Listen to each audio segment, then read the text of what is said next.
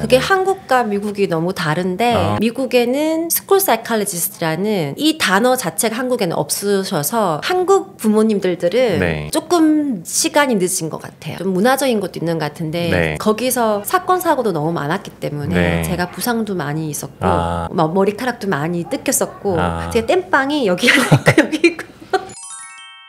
네, 안녕하세요. 안녕하세요. 네, 본인 소개 좀 먼저 해주시겠어요? 네, 안녕하세요. 김민혜라고 하고요. 현재는 뉴욕시 중증장애 교육청에서 근무하고 있는 통합 코디네이터로 근무하고 있습니다. 네, 그러면은 통합 코디네이터는 어떤 업무를 주로 하시는 거세요? 장애 아이들들이 특수학급 반에만 모여 있다가 일반 학급에 함께 교육할 수 있도록 뒤에서 지원해주는 역할을 하고 있습니다. 아, 그렇구나. 그러면 장애라는 개념이 사실은 되게 넓은 개념이잖아요. 그러면 주로 어떤 장애들이 많나요? 일단은 IDEA 법안 안에 13개의 장애가 나눠져 있어요. 저희가 제일 많이 일반적으로 알고 있는 러닝 디서빌리티, 느린 학습자라고 하시더라고요. 네. 제일 많이 있고요. 그리고 뭐 그 밑에는 언어 학습 장애, 스피치 임페어먼트, 그리고 그 밑으로는 자폐 스펙트럼, 지적 장애인, 그리고 일반적으로 뭐 소아마비, 뭐 세브럴 폴시, 신체 장애 분들이 또 밑으로 조금 더 퍼센테이지가 낮아요. 제가 특별히 맡은 분야는 중증 발달 장애라고 지적 장애와 자폐증, 이모셔널 디스터번스, 학습하기에 장애를 많이 가지고 있는 필요를 더 많이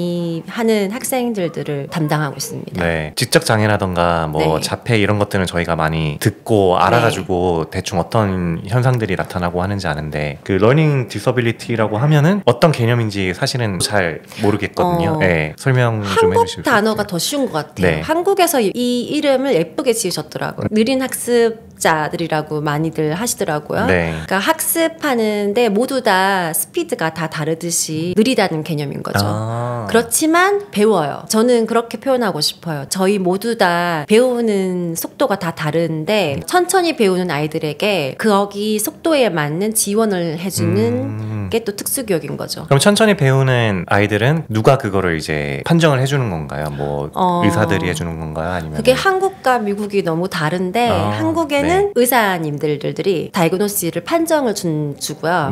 미국도 의사님들이 다이그노시스를 주는데 미국에는 스쿨 사이콜로지스트라는 이 단어 자체가 한국에는 없으셔서 스쿨 사이콜로지스트. 그래서 이 직업 자체가 한국에는 없으세요. 제가 한국의 교수님들하고 교육자님들하고 소통하면서 저희끼리 만들어낸 단어가 학교 심리 임상자님들 뭐 이렇게 단어를 만들어 봤는데 뉴욕주 안에서는 한 학교 건물에 한 분들이 상주하고 계세요. 아, 상주를 하시는 분들이 있으세요? 직원, 학교에? 공무원인 거죠. 그분들이 러닝 디서빌리티, 느린 학습 장애라고 자기들의 어세스먼트를 통해서 이런 장애를 갖고 있다고, 이 정도 IQ와 이 정도의 뭐 비헤비어 레벨을 가지고 있다라고 판정을 주실 수도 있고요. 밖에서 사이콜로지스트님들이 시험을 통해 가지고 또 그렇게 다이그노시스를 주세요. 아, 그렇구나. 그러면 러닝 디서빌리티가 있는 거를 주로 부모님들이 먼저 뭐 이 아이가 좀 약간 배우는 게 느린데 스쿨 사이콜로지스트한테 가서 상담을 받으시나요? 아니면 주로 이 발견하는 단계가 어떻게 돼요? 정말 케이스 바이 케이스인 것 같은데 한국 부모님들은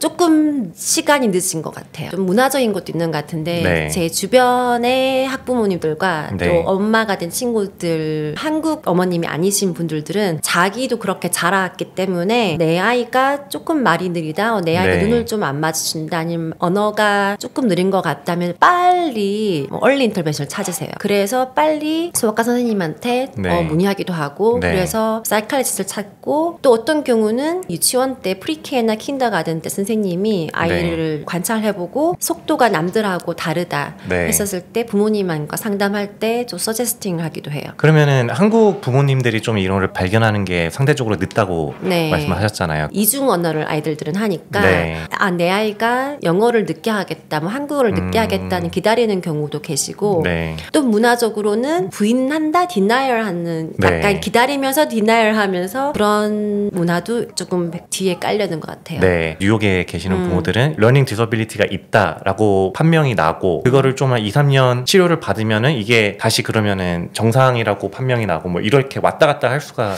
있는 건가요? 정상이라고 한다기보다는 IDEA 안에 있는 장애는 교육을 위해서 13가지가 나눠져 있거든요. 그러니까 이런 느린 학습 장애 아니면 지적 장애 이 아이들의 필요한 부분에 맞게 교육 서비스를 넣어주기 위한 걸 넣어놨기 때문에 학교 생활을 위한 건 거죠. 이제 학교 생활에 학습에 그리고 사회생활하는 거에 필요한 서비스를 넣어 지원을 해주기 위해서 너는 지금 러닝 디서빌리티니까 뭐 리소스룸 티처가 필요해 아니면 리딩 스페셜리스트가 필요해 매스 스페셜리스트가 필요해 이런 지원들을 넣어주기 위해서 혜택을 받기 위한 거라고 할 수 있어요. 네. 그럼 장애라는 말이 사실은 좀 부정적인 말로 들릴 수도 있는데 교육을 위한 카테고리를 만들어 놓는 것 뿐이지 장애라는 표현이 사실은 맞는 표현은 아닌 것 같네요. 제가 들어보니까는. 어떻게 보면은 1:1 가외 선생님을 부모님이 자기 현금을 안 쓰고 그런 과외 선생님을 이 아이들은 지원을 받는 거죠. 스쿨 사이콜로지스트가 그러면 뭐 언제부터 있어요? 초등학교 때부터 있나요? 뭐 유치원 때도 있나요? 스쿨 빌딩에 있다면 프리K 때부터 있는 건 거죠. 아 그래요? 학교에 프리K라고 하면은 유아원. 아 그때부터 벌써 그 상담사님들이 다 상주에 계시고. 그렇지만 일반적으로는 2살 반, 3살 때부터 지적장애나 자폐를 다이그노스를 받으면 좋겠다라고 저는 추천을 하고 있어요. 그러면 학교 내에서 검사 받는 건 무료인가요? 그렇죠. 아 그러면 학교에서 이제 정부 차원에서 학교에 이런 지원을 해주는 거고. 그런데 아무래도 뉴욕시가 너무 인구가 많다 보니 너무 웨이팅 라인이 길어서 저희가 부모님들한테 그런 얘기도 많이 들어요. 학교에 리퀘스트를 하는데 이밸류에이션 해달라고 너무 기다리고 있다고. 아 학교에 아무래도 주로 한 명이시죠? 그 스쿨 사이콜로지스트님. 한 명이 거의 한 빌딩에 1,000몇 명이 있을 수 있기 때문에. 그러면은 좀 사설 기관에 가셔야 되겠네요. 비즈니스도 하고 계신 걸로 알고 있는데 그 비즈니스에 대해서도 좀 설명을 해주시겠어요? 어떤? 제가 하고 있는 이제 비즈니스는 응용행동치료센터라고 한국에서는 부르거든요. 이게 ABA 센터라고 부르는데 이제 Applied Behavior Analysis 센터라고 해요. 행동 문제 있는 아이들 과잉 행동 문제, 아니면 자해하는 행동 문제 이런 아이들의 행동을 치료를 해주는 센터이고 그런 치료를 해주는 치료사님들이 따로 계시고 행동 전문가님이 따로 계시고 그리고 저는 교육 쪽에 너무 오래 했었기 때문에 서비스를 어떻게 지원받을 수 있는지 학교에 어떻게 하면 커뮤니케이션을 잘해서 이 아이가 지원을 마땅히 받아야만 하는지 이런 여러 가지를 같이 상담도 하고 코디네이팅도 해주고 있습니다. 저번에 제가 말씀하시는 걸 들었을 때 단계가 있다고 그때 말씀하셨잖아요. 그러니까 뭐 그거를 좀 설명해 주시겠어요? 이거 단계가 있는 거를. 근데 이 단계도 제가 한국에 계시는 교수님들과 교육자님들과 같이 세미나를 하고 미팅을 해보니 뉴욕시만이 가진 아주 특별한 단계라고 하더라고요. 아 그래요? 뉴욕시에만 전 세계 하나 있는 중증 장애 특수교육청이 있어요. 제가 소속된 교육청이기도 하고요. 이 단계별로 나눠져 있는 거에 저는 반해서 계속 이 분야에 있는 거고 또 이거를 반대하시는 특수교육계 박사님들 분야분들도 계세요. 너무 리스트릭티브하다. 올라가는 데까지 너무 힘들다. 이거를 단계를 얘기를 하자면은 저희가 쉽게 생각하는 뭐 정신과 병동처럼 완전히 인스티튜션 같은 빌딩에서 일반 사람들과 소외되어서 있는 단계부터 시작을 해서 그리고는 특수학교인 거죠. 특수학교에는 일반 아이들이 등록되어 있지 않죠. 그냥 장애 학생들만 들어가 있어요. 그리고 특수학교에서 준비가 되어 있으면 일반 학교로 가지만 일반 반에는 준비가 되어 있지 않기 때문에 일반 학교 건물에서 특수학급 반들이 나눠져 있어요. 그러면은 예를 들면은 일반 학교에 한 10개 반이 있다면 그 중에 2개나 3개 반은 특수학급 반으로 장애를 가진 아이들이 거기 들어가서 수업은 하지만 운동하는 시간이나 런치 시간일 때에는 일반 아이들과 교류를 할 수 있는 기회가 주어지는 거죠. 그 10개 중에부터 2개나 3개는 그냥 그 장애를 가지고 있는 친구들만으로 이루어진 학급인 거네요. 그런데 또 여기서 준비가 잘 되어 있으면 통합으로 갈 수 있는 과정이 되는 또 징검다리가 되어 있는 건 거죠. 이렇게 특수학급에서 준비가 된 아이들은 일반 학급으로 여기선 인클루션 inclusion이라고 해요. inclusion classroom 아니면 ICT classroom. 한국에서는 통합반이라고 부르더라고요. 그러면 이제 그쪽으로 옮겨가는 건 거죠. 옮겨갈 때 특수교사님과 그리고 치료사님들이 함께 지원을 나가는 거죠. 일반 반에 특수교사님도 계시고 일반 선생님도 계시고 치료사님들도 가끔 교실로 들어가셔서 그 아이를 지원을 해주고 느린 학습자들 학생들은 일반 교실에 통합되어서도 쉽게 잘 들어가 있어요. 아 그래요? 네. 행동 장애가 조금 작기 때문에 특수학급으로 나눠져 있는 학생들은 지적 장애 학생들이나 자폐 학생들이나 ADHD 과잉 행동을 하는 학생들이거나 아무래도 큰 30명 정도 학생들이 들어가 있는 곳에 사회 활동을 하기에 아직 준비가 되어 있지 않기 때문에 특수학급으로 나눠져 있어요. 통합반이라는 거가 지정이 돼 있나요? 아니면 모든 학급이 그냥 다 통합반인가요? 지정이 되어 있어요. 지정이 되어 있어요. 네, 근데 그냥 학생들은 잘 모를 뿐이에요. 아, 학생들한테는 그거를 이게 통합반이다 뭐다라고 알려주지는 않나요? 그러면? 알려주는 학교들도 있고요. 알려주지 않는 학교들도 있는 것 같아요. 제가 다니었던 학교들은 굳이 여기 있는 통합반이라고 하지 않았어요. 그렇지만 아이들은 어른들이 이 반에는 좀 많네 하면은 여기에 이 도움이 많이 필요한 애들이 있구나 라고는 알고 있지만 그 아이가 어떤 장애를 가지고 있는지는 굳이 그 아이가 말하지 않는 이상은 알 수가 없죠. 초등학교에 근무했었을 때는 특수학급의 초등학교였어요. 그리고 이 학생은 행동 장애가 심했었어요. 공격성도 심했고 자해도 많이 했었고 그런데 저랑 3학년, 4학년을 같이 했고 공격성이 많았기 때문에 1대1 패러프로페셔널 1대1 보조교사님이라고 하거든요. 그러니까 붙어 있었어요. 그러니까 공격이 심하거나 자해가 심할 때 도움을 줄 수 있는 선생님, 교사님. 그런데 제가 봤었을 때 학습 능력이 빠른 거예요. 그러니까 공격성이 줄어들고 자기 과잉 행동이 컨트롤이 되고 감정이 컨트롤 된다면 학습으로 통합반으로 갈 수 있는 가능성을 봤었어요. 그래서 이제 부모님과 상담을 했었을 때 나중에 통합반으로 이 아이가 옮겨지는 게 저의 골인데 과잉 행동과 자기 자해하는 행동과 공격성을 줄이는 거에 지금 목표를 두고 그리고 학습도 같이 해가면서 2년 동안 1대1 보조교사님이 필요 없는 데이터를 저희가 만들어 보자.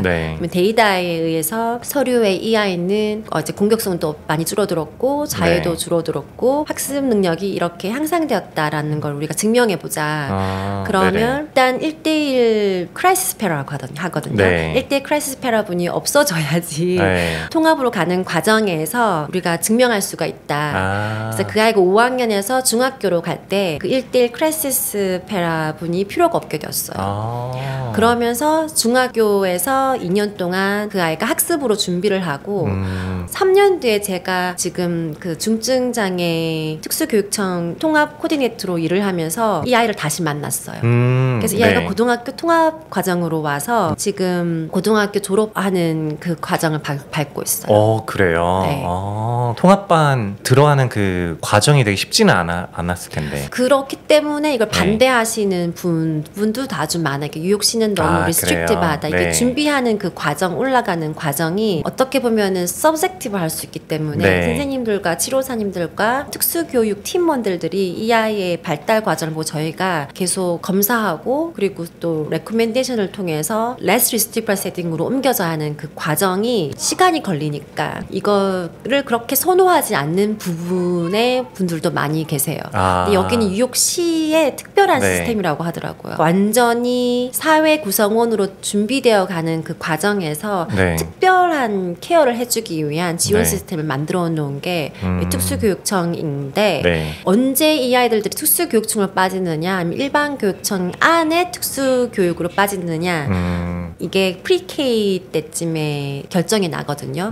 프리K를 들어갔었을 때 아니면 프리K를 들어가기 전에 이럴 때 다이그노시를 받으면서 특수교육청으로 들어가면은 더 많은 지원을 받겠다.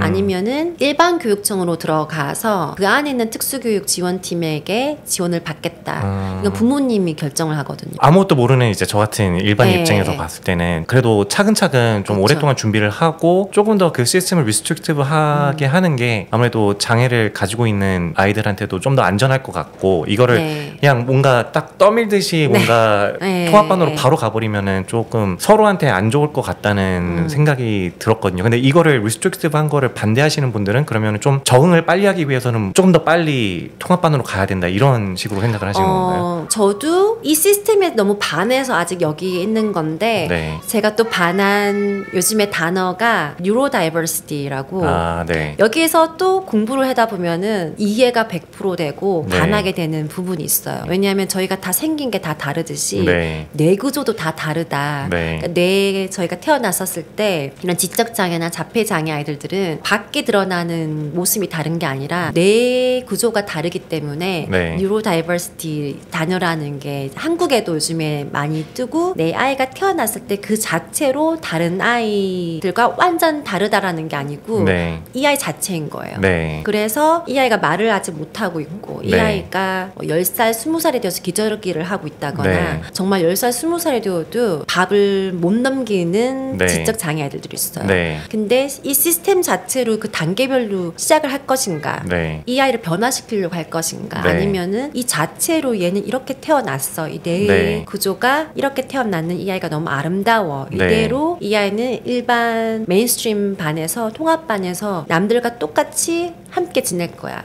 이런 선택을 부모님이 하시는 거죠. 그러니까 이 입장으로 또 봤을 때는 거기도 또 아름다운 퍼스펙티브가 있어요. 그러네요. 되게 뭔가 지금까지 네. 우리가 생각해왔던 그런 시스템과는 굉장히 다른 사고방식이네요. 그래서 한국에서도 교육자님 네. 만나보면은 한국의 지금 특수교육과 일반교육에서 통합교육이라는 단어가 엄청 뜨고 있어요. 그게 이제 뉴로다이버시티라는 단어가 들어가면서 거기에 네. 대한 학문이 일어났고 네. 미국에서는 이미 예전부터 일어났었고 그래서 네. 인클루전이 생기고 인클루시비티 이런 무브먼트가 많이 일어나고 있었던 거거든요.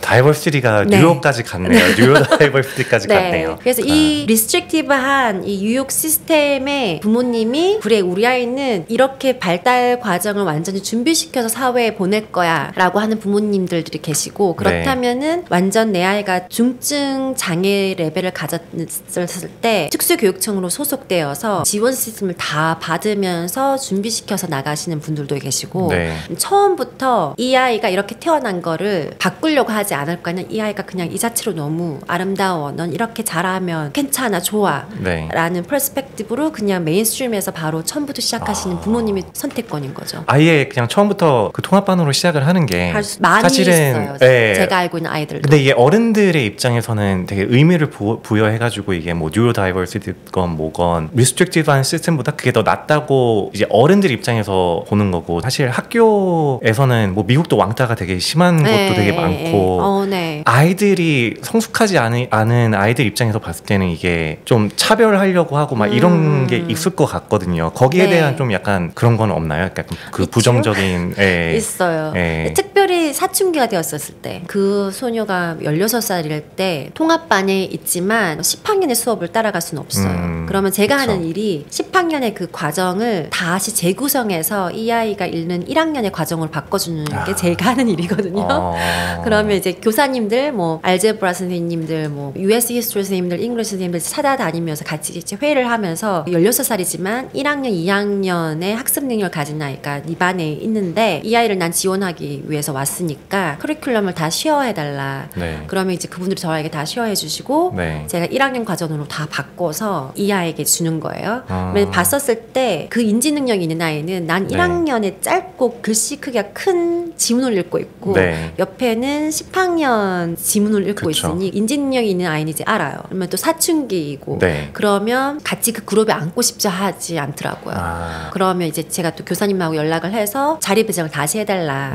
그리고 보조교사님이 옆에 앉겠다 그 학생을 위해서. 그래서 뒤에 따로 앉고 그 토론하는 그런 과정에 특히 고등학생은 토론을 많이 하니까 그쵸. 그런 토론하는 시간이 되면은 자기가 쓰고 있는 단어와 문법과 상대방이 하고 있는 거에 대해서 인지를 해요. 토론을 하려는 걸 이제 버리게 되죠. 제가 또 하는 일은 여기 중재하는 일인 건데 네. 그러면 일반 고등학생 아이들을 시간을 따로 만들어서 이 다이버시티랑 장애에 대한 이해를 시켜주는 워크샵 같은 것들도 하고 또 이 아이에게 자신감을 주려고 하는 따로 저희 카운슬링도 계시고 네. 스피치 테라피스트도 계시고 하지만 이것도 이 아이 선택이니까 지원은 해주되 얼만큼 얘가 파티시페이트 할지 얼만큼 학교에서 같이 토론하고 협력할지는 이 아이의 그때만 선택이기 때문에 네. 강요는 하지 못해요. 근데 중학교 때까지는 그렇게 많이 인지를 못하고 활발하게 파티시페이팅하고 했었지만 나중에 피드백을 자기 혼자 이제 친구들의 얼굴 어떻게 변하는지 이런 걸 보고 네. 사춘기가 되어가면서 점점 줄어들더라고요. 사실은 그러면은 뭐 뉴욕에 좀 리스트릭티브한 시스템도 있고 뭐 통합반에서부터 시작하는 그 시스템도 있지만 궁극적인 목표는 똑같은 거네요. 결국에는 네. 이제 궁극적인 목표는 통합반으로 가는 게 사실은 뉴욕 시스템도 네, 목적이잖아요. 그러니까는 통합반에 있는 친구들한테도 이 장애라는 거에 대해서 교육을 시키는 중요성이 또 있는 거고 그리고 통합반에 그냥 장애가 없는 친구들도 이거를 이해하고 결국에는 같이 생활을 하는 게 같은 길로 가는 거네요. 그리고 네. 학습을 또 떠나서 인디펜던스라고 하잖아요. 네. 아무래도 학생들이 혼자 독립해서 살 수 있는 돈을 벌 수 있는 네. 사회 구성으로 만드는 게 미국의 자본주의 교육 시스템이니까 통합반으로 가도 졸업장을 못 받는 아이들이 더 많아요. 고등학교 졸업장을요? 네. 근데 이제 변호사님은 모르실 텐데 네. 한국은 모두 다 고등학교 졸업장을 받아요. 네. 그리고 모두 다 대학을 갈 수가 있어요. 네. 여기는 그렇지가 않아. 유욕주는 그렇지가 않아. 유욕주는 네. 일반 학생들과 똑같은 조건이 주어들어요. 똑같이 크레딧을 따야 되고 패스를 해야 되고 리진 클래스를 다 패스해야 돼요. 아 그래요? 네. 그렇기 때문에 통합반에 있다고 해서 모두 다 고등학교 졸업장을 받고 대학을 진학할 수 있는 게 아니에요. 그렇지만 그 지원 시스템이 저희가 1년에 한 번씩 꼭 해야만 하는 미팅이 있어요. IP 미팅인 네. 건데 애뉴얼 IP 미팅. 네. 그럴 때마다 그 프리K 때부터 부모님들에게 이걸 항상 전달을 해요. 이런 패스가 있을 거라고 나중에 3학년, 4학년, 5학년 때부터 교사들을 저희들의 의무로 중학교, 고등학교 과정을 갈 때 앞으로 이런 길들이 있다라고 했었을 네. 때 대학 진학 과정, 취업 과정 아니면은 자기 혼자 살 수 없는 장애를 가진 아이들은 부모랑 함께 살 수 있는 시스템을 준비해주는 지원 시스템이 또 따로 있고 부모님이 이 아이를 케어를 못할 수 있는 나이가 있거나 네. 그런 컨디션이 있을 때는 18세 이상부터 아니 21세 이상부터 그룹홈 같은 기숙사 같은 곳을 옮겨져서 거기서 인디펜던트 스킬을 배우고 작은 잡 스킬들을 배워요. 이 네. 졸업장이 부모님들마다 이 아이들마다 어떻게 바라보는지 그 관점이 다 다른 건데 네. 부모님들이 봤었을 때는 부모님 점점 나이가 들어갈 거니까 네. 이 아이가 얼마큼 혼자 독립적인 생활을 할 수 있느냐가 제일 중요하거든요. 혼자 스토브를 켤 수 있는가 안전하게 네. 불을 안 내고 네. 아니면 혼자 빨래라도 할 수 있는가 아니면 네. 정말 밖에 월그린을 갔거나 트레이더조를 갔는데 집으로 돌아올 수 있는가 이런 게 제일 중요한 거기 때문에 네. 아마 아이들을 가지고 있는 부모님들은 지금 들으면서 이렇게 상상이 될 텐데 네. 20살, 30살 되는 청년이지만 지적으로는 레벨이 1학년, 2학년 정도를 가지고 있을 수도 있고 3살, 2살을 가지고 있을 수도 있어요. 그러면은 정말 우리가 아이들 3살을 생각했었을 때 혼자 할 수 있는 게 별로 없잖아요. 네. 근데 이런 혼자 독립적으로 생활할 수 있는 기술을 반복적으로 가르쳐 주면서 집 찾아올 수 있는 거 아니면 네. 집안에서 할 수 있는 거 정도까지 쓰레기 버리는 거 아니면 설거지 할 수 있는 정도까지 이런 기술 하나하나를 가르쳐 주는 것도 특수 학급에서 하고 있어요. 그렇기 때문에 통합반이 없는 아이들은 중학교, 고등학교 과정에서 똑같은 중학교, 고등학교 학습도 하면서 독립생활을 하기 위한 데일리 리빙 스킬을 네. 특수교사님들이 또 가르쳐주고 있죠. 여기에서 고등학교 졸업장을 못 가지는 아이들은 그 다음 단계로 넘어가요. 21살까지는 저희가 교육 체계 안에서 있을 수가 있어요. 네. 저희 학생들은 중증 장애 아이들은 19, 20, 21살까지 있어요. 같은 고등학교 빌딩 네. 안에. 그 안에서 데일리 스킬을 가르치고 있거나 잡 스킬을 가르치고 있어요. CBS도 데려가고 BJ, 코스코 이런 데도 데려가고 네. 가서 혼자 그로서 쇼핑하는 것도 가르쳐주고 네. 거기서 인턴십도 저희가 연계해서 일을 하게 해줘요. 그렇게 하면서 작은 거 하나하나 혼자 살 수 있는 방법을 배워나가는 거죠. 사실은 저는 뭐 한국에서 중고등학교를 나왔는데 중학교 때 한 학급에 뭐 50명 그리고 네, 막 그 10개 학급, 11개 학급 이랬거든요. 근데 있는데 막 500명, 600명 되는 같은 학년에서 뉴욕 같은 경우에는 이제 그 특수학급이 2개에서 3개까지 된다고 하셨는데 한 10개 중에서 네, 10개 중에서 네. 사실 저는 한국에서 학교 다닐 때 이게 뭐 학습 장애가 있는 친구들이라고 생각이 드는 친구들이 거의 없었거든요. 20-30%라는 숫자는 그쵸. 되게 큰 숫자잖아요. 그러니까 생각보다 우리가 생각하는 것보다 좀 학습 장애를 가지고 있는 친구들이 많다는 그쵸. 근데 거잖아요. 본 적이 없으시죠? 네. 네. 네, 그게 저는 되게 그 통계가 되게 신기한 것 맞아요. 같아요. 그 숫자가 사실은 우리는 이렇게 자라오면서 막 이게 뭐 러닝 디서빌리티라는 걸 아예 생각을 해본 적이 별로 없으니까. 저도 학교에서 네. 본 적이 없는 것 같아요. 네. 한국 학교에서 생활하셨을 네. 때는 본 적이 없는데 네. 최근에 제가 여기 오면서 준비한다고 한국에 네. 계시는 교수님들하고 얘기를 했는데 네. 서울에만 특수학교가 30개 정도가 있대요. 30개, 33개. 네. 근데 이 작은 맨하탄에 네. 사립 특수학교만 33개, 35개가 있어요. 사립. 네. 네. 근데 공립까지 하자면 네. 이 작은 맨하탄 안에 네. 어마어마하게 특수학교들이 있는 거죠. 그러네요. 차이점이 뭐라고 생각을 해서 한국에는 장애가 있지만은 그거를 뭐 다이그노시스를 잘 안 하는 것 같으세요? 아니면은 뭐 시스템적으로 이게 분류가 잘 안 되는 건지? 어세스먼트하고 이밸류에이션 하는 이 툴 자체가 조금 늦게 갔어요. 지금 그 파퓰레이션 점점 늘어나고 있다고 하거든요. 네네. 근데 이제 저희가 제가 다시 대학원에서 수업을 듣고 있는데 뉴욕 안에서도 미국 안에서도 언젠가부터 특히 2000년대 이후부터 네. 장애 확률이 급격히 늘어났어요. 근데 그게 이제 2004년도에 부시 대통령이 네. 그 IDA를 한 번 더 업데이트하면서 네. 그 No Child Left Behind가 이제 나오면서 네. 더 많은 지원금과 버젯이 들어가면서 그 연구가 더 활발해졌고 거기서부터 시작해서 장애 파퓰레이션이 더 늘어났다라고 하는 부분이 또 있어요. 네. 근데 한국도 지금 제가 많이 얘기를 해보니 지금 세대에 점점 더 많이 부모님들이 궁금해하고 옛날과 다르게 기다리지 않고 네. 빨리 뭔가 알고 싶어 하시고 점점점 늘어나고 있다고 하더라고요. 네. 그렇지만 저희 세대 때는 좀 많이 감춰져진 부분이기 그쵸. 때문에 그 특수학교도 산자락 밑에 따로 있었고 네. 시골에 따로 있었고 네. 장애 동네들이 따로 있었고 저도 네. 장애 동네 아빠랑 봉사활동 다니면서 이런 곳이 있었구나라고 알 정도로 좀 숨겨져 있던 부분이기 때문에 저도 자라면서 못 봤었던 것 같아요. 네. 소셜 스티그마 같은 것도 있잖아요. 뭐 네. 장애에 대한 좀 학교를 만든다고 하면은 네. 그 뭐 동네 주민들이 반발하는 맞아요. 경우도 좀 있고 미국에서는 부시 대통령이면은 뭐 20년 정도 네, 된 맞아요. 거잖아요. 제도적으로 그게 잘 정립은 됐지만 아직까지 그 스티그마를 뭔가 벗어나지 못한 부분들도 있나요? 미국도 아직? 없는 것 같아요. 아 그래요. 고등학생은 제가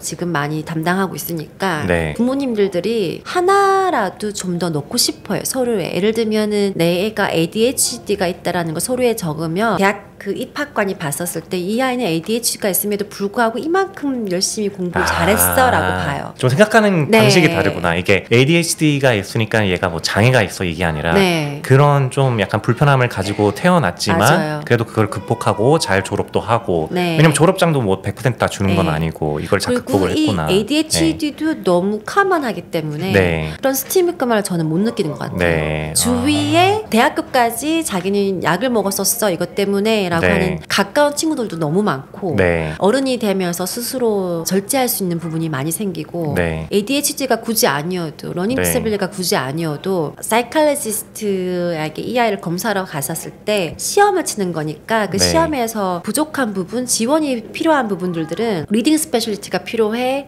네. 아니면은 뭐 매스리 스페셜 필요하다 이런 식으로 이 아이는 여기가 부족해 근데 그럼에도 불구하고 얘는 매스리 이만큼 점수를 잘 받았어 이렇게 파지티브하게 보는 관점이 다른 것 같아요. 그게 어떻게 보면은 또 이제 정치적인 약간 정책이 잘 돼 있어서 그런 거일 것 같기도 네. 하네요. 왜냐면 No Child Left Behind라는 게 딱 머리에 꽂히면서 저는 네. 그게 딱 너무 좀 말이 멋있거든요. 네. 약간 전쟁터에 나서 No Man Left Behind 네. 막 이런 거잖아요. 제가 2001년 겨울 12월에 네. 미국 왔는데 뉴욕을 네. 왔는데 2002년부터 제대로 교육과를 어디로 대학을 정할까 해서 보고 네. 인턴십을 찾고 뭐 그러는 때가 있었는데 첫 인턴십에서 교감 선생님을 만났는데 네. 저보다 젊은 거예요. 그래서 제가 그분한테 질문을 했어요. 네. 미국 분인데 너 이렇게 젊은데 벌써 교감이 될 수가 있냐고. 네네. 나는 이제 대학에서 인턴하러 왔는데 네네. 그분이 자기는 고등학교 때 뉴스를 보니 부시가 No Child Left Behind에 사인을 하는 걸 보고 네. 여기에 돈이 생기겠구나.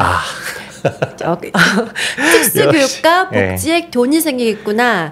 그때 자기는 캐치했다는 거예요. 그때부터 그 11학년, 12학년 고등학교 때부터 특수교육과 복지 쪽으로만 그 커뮤니티 아울렛 쌓았대요.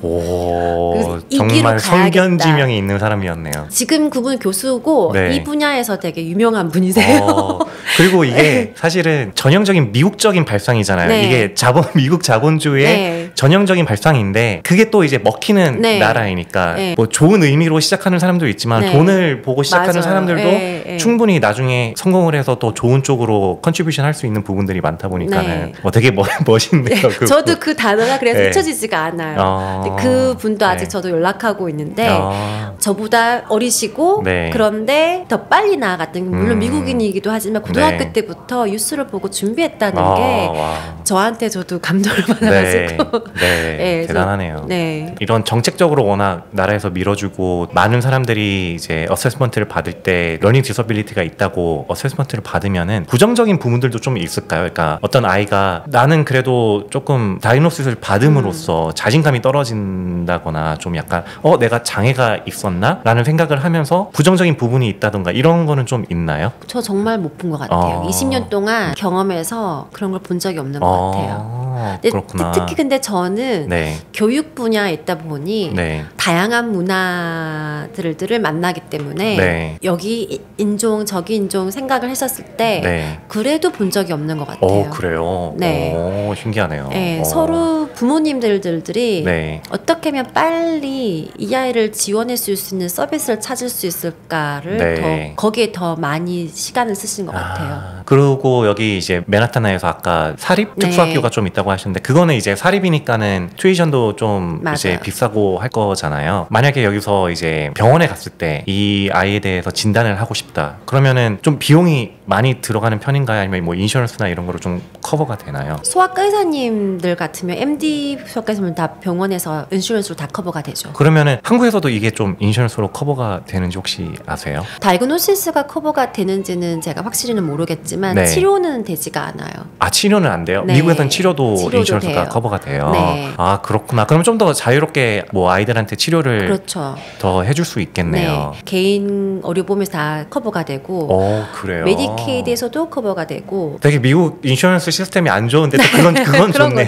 또 아이들한테 행동치료도 커버가 돼요. 한국에서 지금 그 ABA 센터가 한국에서도 많이 일어나고 있는데 여기는 의료보험으로 커버가 되기 때문에 개인 뭐 사보험이 있거나 아니면은 메디케이드거나 오바마 케어거나 이 안에 다 들어가 있고 이런 센터 가지신 분들이 보험회사에 저희가 비를 하면은 리임버스를 받는 의사 오피스를 가지신 분들과 똑같은 체계로 이어져 가고 있어요. 시스템이 잘 돼 있네. 뭐 이제 사립 학교가 아니라 공립에 보내도 다 거기서 특수 학급이 다 있고 스쿨 사이콜로지스트도 있고 또 그 외적인 부분에 뭐 행동 치료가 필요한 부분에는 또 인슈런스가 커버가 되니까는 그러니까 학교 안에서도 이 아이가 필요한 지원에 따라서 이 아이는 물리치료가 일주일에 2번 필요해, 언어치료가 일주일에 2번 필요해, 학교 상담사가 일주일에 2번 필요해. 이게 지금 제가 말한 것만 해도 이 아이는 벌써 8번, 10번 정도의 서비스를 받고 있어요. 학교 안에서. 그렇구나. 그쵸. 근데 이제 밖에 나가서 방과 후에 또 물리치료를 받으러 가거나 작업치료를 받거나 행동치료도 받고 그 밖에서도 치료가 이루어지는 거죠.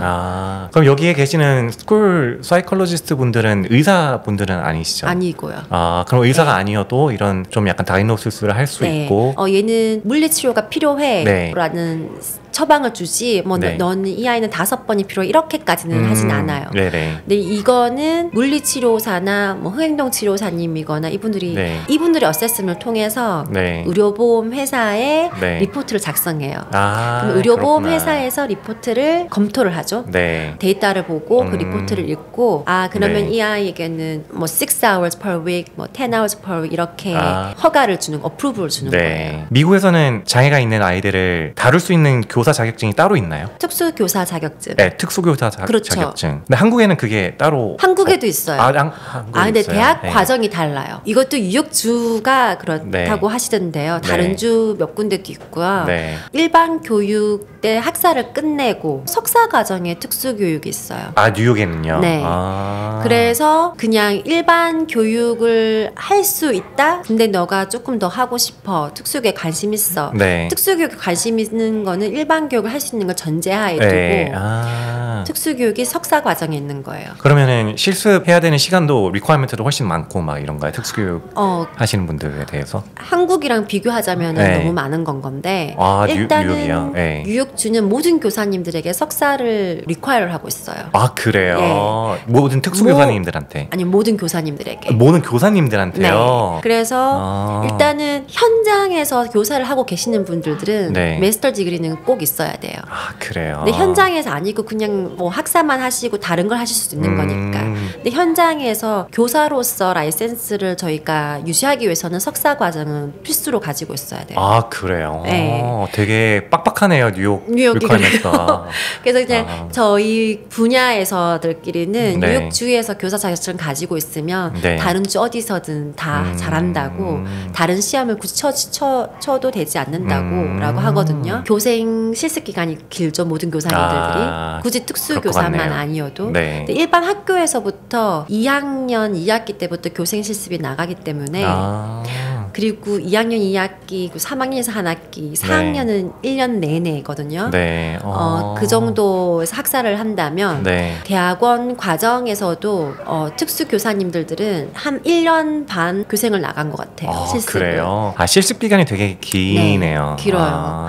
그리고 일반 교육에서도 한 학교에만 보내지는 것이 아니라 한 4군데까지는 보내지거든요.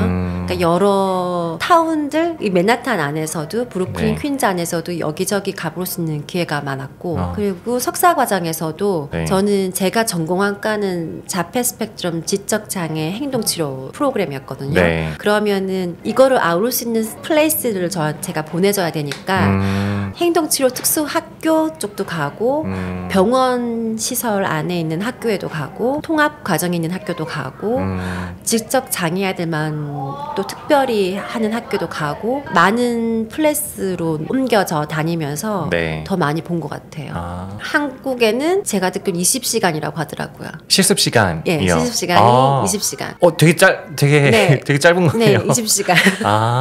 20시간 그렇구나. 채우면 된다고 하더라고요. 인스타그램도 시작을 하신 게 한국이랑 교류가 많다고 하셨잖아요. 원래 처음 공부를 하면서도 졸업장을 가지고 한국 가서 해야지 이제 교수가 되고 싶은 그런 꿈이 있었거든요. 여기서 이렇게 직업을 가지고 생활을 하게 될 거라고는 제가 계획한 쪽은 아니기 때문에 사촌이 대구에서 특수교사를 하고 계시고 그렇구나. 집안에 선생님들이 좀 계세요.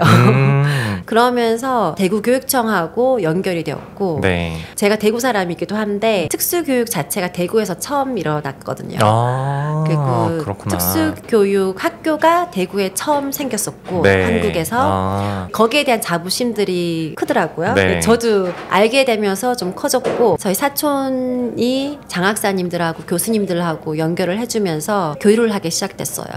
장학사님들 그리고 교수님들 그리고 밑에 제자님들들 같이 한번 팀을 꾸려서 저한테 문의가 왔었어요. 한번 뉴욕 교육청을 방문하고 싶다. 그리고 현장에서 특수교육이 어떻게 이루어지고 있는지 통합반이 어떻게 이루어지고 있는지 준비가 되어서 어른이 되어는 그 과정을 한번 보고 싶다. 아무래도 시스템 말씀하시는 거를 들어보니까는 뉴욕이 좀 선구자 역할을 하나요? 특수교육에 대해서? 교수님들한테 듣기로는 시카고하고 뉴욕이 제일 빨리 미국 자체 안에서 특수교육의 선구자 역할을 하고 있고 한국 자체의 교육 시스템 자체는 뉴욕 시티에서 많이 배워가는 모델이라고 하더라고요. 그래요? 그렇구나. 그러면 여기에 이제 많이 배우러 오시려고 하시겠네요. 한국의 특수교육을 하시는 분들이. 그러니까 제가 듣기로는 한국에서 지금 특수교육과에서 제일 큰 선구자 역할을 하시고 계시는 분들도 저보다 더 일찍 유학 오셔서 조금 더 연배도 많으시고 여기서 석사 박사를 하시고 콜롬비아 대학교 교육대 특수교육 쪽에서 석사 박사 하시고 이제 한국 가셔서 교수님으로 하시고 그 밑에 교사님들도 양성하고 계시다고 하시더라고요. 아, 그렇구나. 그러면은 여기 뉴욕에는 언제 어떤 계기로 오신 거세요? 저는 특수교육과 전혀 상관없이 살다가 그러니까 아버님이 네. 사업을 좀 하셨었는데 항상 어딘가에 그냥 도네이션 한다는 거는 제가 알고 있었어요. 자라면서. 그러면서 제가 어느 정도 자라니까 주말만 되면은 이제 저랑 오빠를 데리고 시골로 가더라고요. 네. 시골에 가니 정말 산 밑에 동네가 있었어요. 근데 그 당시에는 그냥 어른들 말씀으로는 여기는 문둥이 동네다, 장애인 동네다 라고 말씀하셨었는데 거기를 후원하고 계셨었나 봐요. 아, 그래요? 저도 어렸었어서 궁금해하지도 않았었고 뭔지도 몰랐었고 근데 이제 주말마다 가서 아빠랑 오빠는 청소를 하셨고 네. 저는 제 또래 애들하고 같이 놀으라고 하셔서 이제 갈 때마다 제 장난감이나 네. 매니큐어 같은 거 뭐 꼬맹이 여자들이 좋아할 만한 것들 가져가서 네. 같이 놀고 오빠랑 아빠가 청소가 다 끝나고 나면 집에 돌아가는 그런 생활을 했었었는데 그게 좀 큰 계기가 됐어요. 그리고 아버님이 돌아가시고 후원했었던 가정들의 아이들과 부모님들이 감사했다는 편지를 받으면서 기억이 났었어요. 다시 아 내가 이런 일을 아빠랑 하러 다녔었지. 네. 그러면서 제가 사춘기가 왔던 것 같아요. 아, 그래요? 네. 네. 사춘기가 없어 지나가다가 네. 방황을 그때부터 시작했어. 도대체 그때 내가 대학교 때 1학년 때. 아, 대학교 1학년 때요. 네, 딱 들어가자마자 원래 전공은 그럼 뭐로 들어가셨는데요? 원래 전공은 플랜트 바이올로지, 식물생물학 이런 건데 좋아서 간 거 아니고 네. 수능에 맞춰서 뭐 한국에서는 그렇죠. 사립대를 가야 된다고 여자는 사립대를 가야 돼 뭐 이러면서 그냥 맞춰서 간 거고 네. 그러면서 이제 아버님이 돌아가시면서 사춘기가 와서 거의 학교를 안 갔어요. 방황을 했어요. 교수님이 저를 부르시더라고요. 네. 이내야 너 이렇게 해서 어떻게 살 거니? 뭐 할 거니? 네. 부르셔서 그럼 너 한번 미국을 가봐. 가서 너 뭐 하고 싶은지 한번 찾아봐. 네. 특수교육은 뉴욕을 가야 해. 그분이 뉴욕에서 박사를 따시고 오셨던 건 거예요. 그 교수님이 뉴욕에서 했던 유학생활을 저에게 얘기를 해주시더라고요. 교육은 뉴욕이니까 한번 가봐 라고 했을 때 마침 제 사촌 언니가 먼저 어학연수도 와 있었고 그런 계기로 방황을 접기 위해서 한번 뉴욕을 와봤어요. 아 네. 그렇구나. 근데 결국에 뉴욕을 왔었을 때도 락커펠러 센터랑 센트럴파크랑 크리스마스에 대한 로망이 있어서 11월에 이제 맞춰서 왔죠. 네.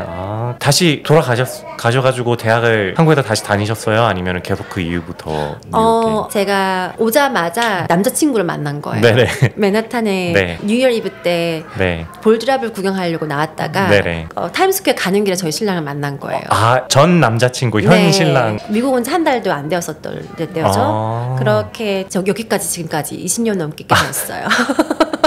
그러면 여기서 이제 다시 석사를 아니면 대학교 과정부터 다시 대학교 과정부터 했어요. 그렇구나. 그러니까 어학연수부터 시작을 해서 대학교 다시 들어가고 네. 근데 그때까지도 그냥 졸업장을 가지고 특수교육 졸업을 가지고 네. 한국 가야지 석사까지 할 수 있으면 좋겠다 작은 꿈을 가지고 시작을 했던 거고 네. 여기서 이렇게 선생님이 되고 네. 교육청에서 일을 하고까지는 계획을 네. 한 적이 없었는데 중간중간에 저희 남편을 포함해서 네. 좋은 인연들을 많이 만났어요. 저희가 여기까지 오게끔 만들어주신 네. 선생님들과 교장 선생님들 되게 많이 만난 것 같아요. 가장 그러면 이때까지 하셨던 순간들 중에서 가장 보람된, 가장 감명 깊었던 뭐 약간 이런 순간이 좀 있으실까요? 뭐 여러 가지가 있을 텐데 네. 일단은 저는 아이가 다 컸거든요. 네. 다 컸다고 나서 지금 고등학생이에요. 네네네. 근데 같이 저도 공부를 하면서 아이들도 네. 같이 공부를 하면서 학사 석사를 진짜 임신과 출산과 함께 네. 학사 석사를 끝냈고 네. 그러면서 인턴 생활, 사회 봉사 많이 다니고 저 혼자 네트워크를 만들어야 되니까 이 네. 분야 안에 한국 분들이 별로 없었기 때문에 교수님들과 그리고 커뮤니티 안에 있는 사람들을 많이 만나야 됐기 때문에 네. 차이나타운과 맨하탄, 로월, 다운타운 봉사활동을 많이 다녔어요. 그러면서 좋은 사람들을 많이 만났고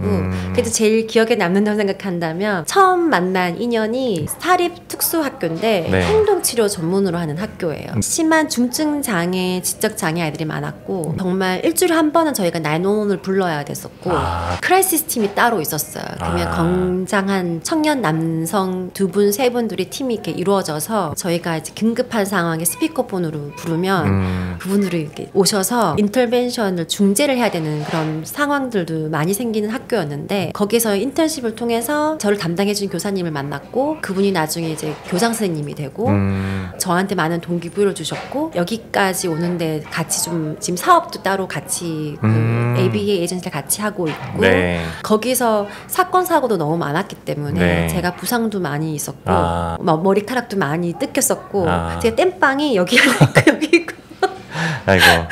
그렇게 있어요. 네. 근데 거기에서 행동치료를 제일 많이 배웠고 그 순간이 또 없었다면은 지금 제가 통합가정에 있는 이 아이들의 지나온 과정을 몰랐었을 것 같아요. 어떻게 보면은 그때가 좀 머리 뜯겨 나가고 네. 막 이러셨을 때가 가장 이제 좀 어떻게 보면 힘든 그렇죠. 시기였는데 그거를 네. 또 소중한 인연과 같이 하셨던 네. 게 어떻게 보면 되게 보람된 때까지의 커리어 중에서 일하다가 뭐 앵클 같은 데 이렇게 뜯어져가지고 아이고. 응급실 가서 막 꾸몄어야 네. 됐었고 초킹도 몇 번 당하고 그런 네. 경험이 있었는데 그때는 또 제가 너무 아마추어였던 것 같아요. 막 배우는 단계였고 언제 어디서 어떤 급박한 상황이 일어날지 제가 빨리빨리 감지를 못했었는 초창기 시기였고 네. 시간이 지나가서도 많이 배웠는데 그래도 그 시간이 또 더 제일 즐거웠던 것 같아요. 오늘 이렇게 너무 재밌는 말씀 많이 해주셔서 너무 좋았고요. 그리고 되게 유익한 말씀을 많이 해주셔가지고 요즘에 이제 한국이랑 교류가 또 많다고 하시니까 좀 한국의 특수교육의 발전에도 좀 많이 이바지해 주시는 것 같아가지고 되게 같은 뉴욕에 사는 사람으로서 되게 뿌듯하고요. 그랬으면 네. 좋겠습니다. 네. 네, 오늘 이렇게 인터뷰 응해주신 거 너무 감사하고요. 너무 와주셔서 감사합니다. 네, 감사합니다. 네, 감사합니다. 네.